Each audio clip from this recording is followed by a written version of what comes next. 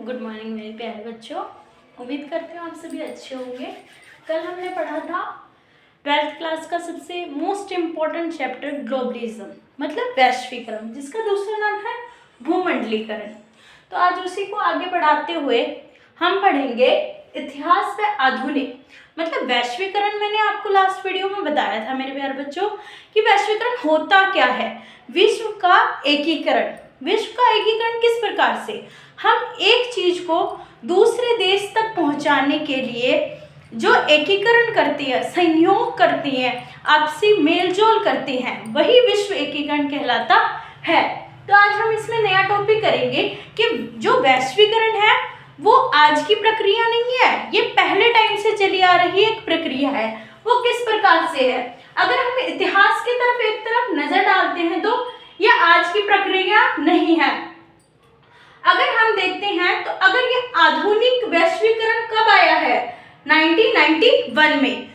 हमने political science का एक चैप्टर पढ़ा होगा जिसमें था शीत युद्ध। शीत युद्ध किनके बीच में हुआ था? दो देशों के बीच में हुआ था, अमेरिका और सोवियत संघ, जिसे हम कहते हैं रूस। इनके बीच में 1991 में युद्ध हुआ था। उस समय भारत ने गुटनिरपेक्षता को अपनाया था। गुटनिरपेक्षता क्या होता है इसके बारे में मैंने एक और वीडियो डाली हुई है, आप उसमें जाके उस चैप्टर को पढ़ सकते हैं। अब आगे पढ़ाते हैं। हड़प्पा सभ्यता के समय से यह प्रक्रिया चली आ रही है। अब देखो, हड़प्पा सभ्यता कोई आज की सभ्यता तो है नहीं, तो हड़प्पा सभ्यता से ही ये प्रक्रिया चली आ रही है। तो देखते हैं कैसे।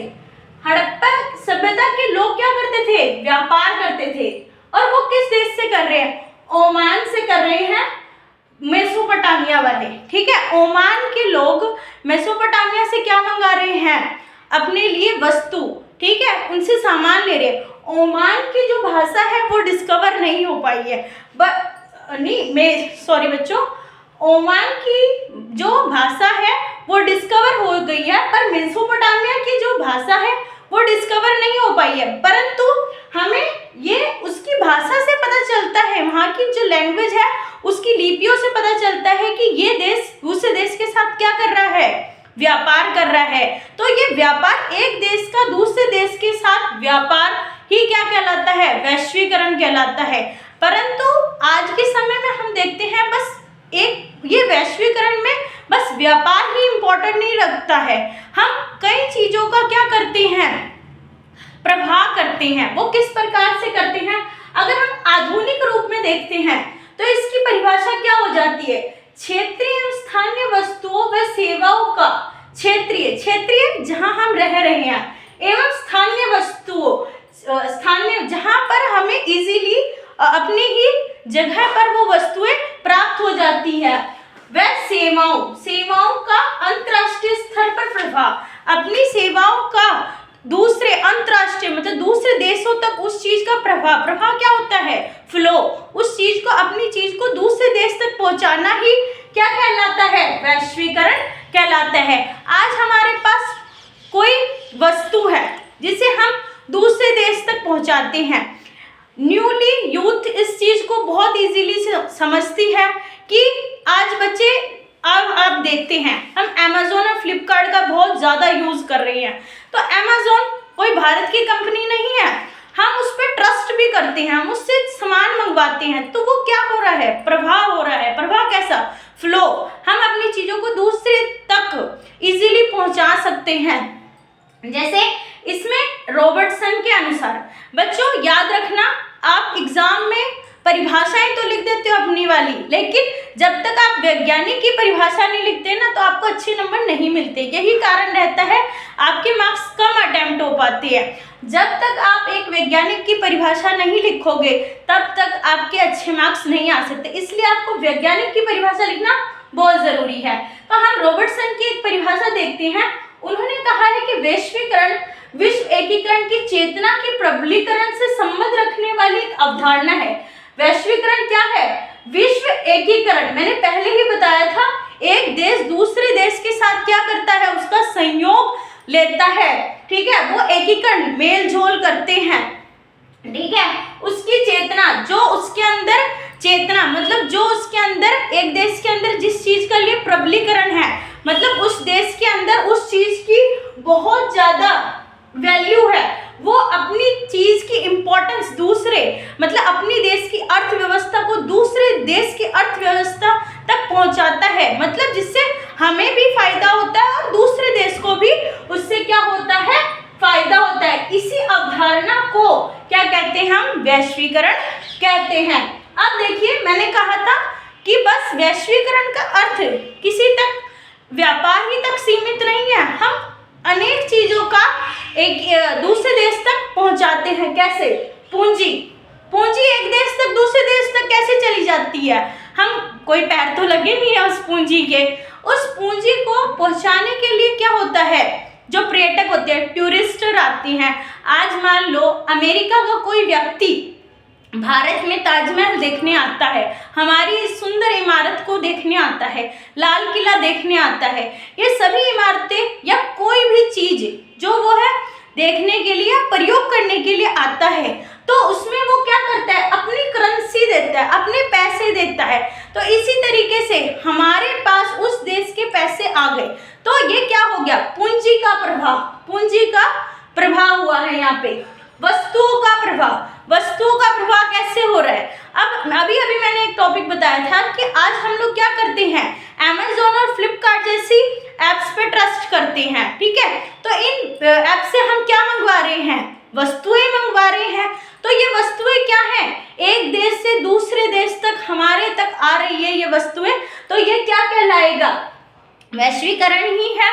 दूसरा देखिए, विचारों का प्रभाव, विचारों का कैसे, आज मैं अपने विचार आप तक पहुंचा पा रही हूँ, किसके थ्रू पहुंचा पा रही हूँ, ये एक वीडियो के थ्रू पहुंचा पा रही हूँ। तो ये विचार मेरे से आप तक किस प्रकार आए हैं, एक वीडियो से।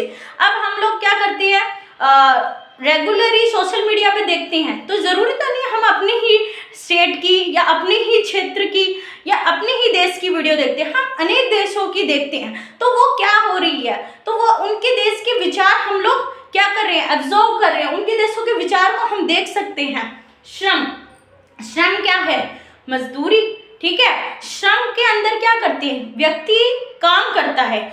आज भारत का व्यक्ति दूसरे देश में जाके क्या कर रहा है, व्यापार कर रहा है या फिर कोई काम कर रहा है, मजदूरी कर रहा है, ठीक है।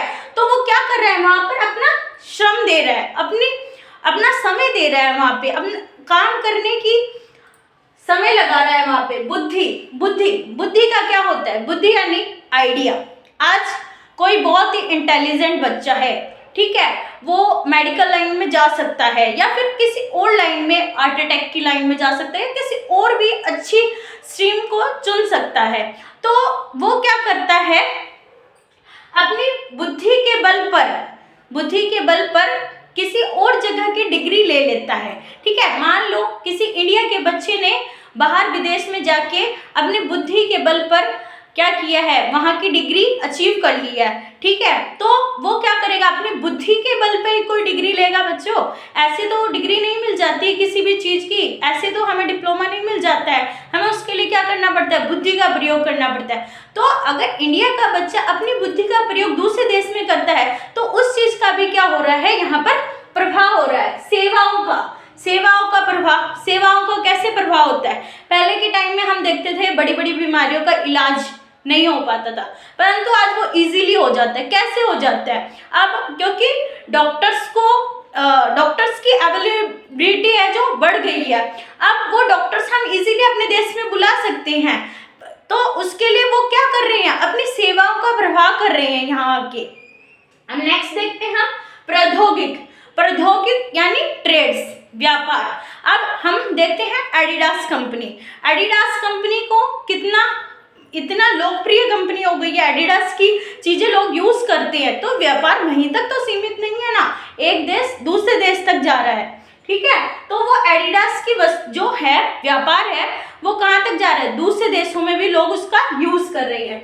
भाषा व संस्कृति, भाषा, हमारे देश की भाषा क्या है, हिंदी है, परंतु आज यहाँ के लोग क्या करते हैं, अंग्रेजी भाषा का भी यूज करते हैं। अंग्रेजी भाषा का बच्चों कैसे यूज कर रहे हैं, परंतु ये अंग्रेजी भाषा हमारे देश की भाषा नहीं है, ये कौन सी भाषा है? ये आप मुझे कमेंट बॉक्स में बताएंगे कि ये भाषा कहाँ की है, अंग्रेजी भाषा।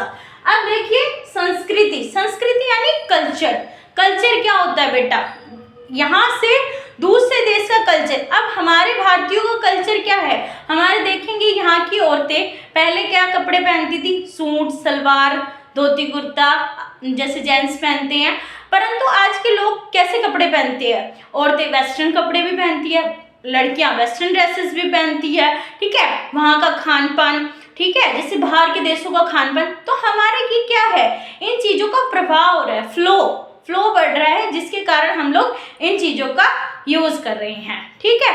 नेक्स्ट वीडियो में हम पढ़ेंगे वैश्वीकरण के प्रभाव, जो है नकारात्मक व सकारात्मक। इसे जानने के लिए आप मेरे से जुड़े रहे। Thank you.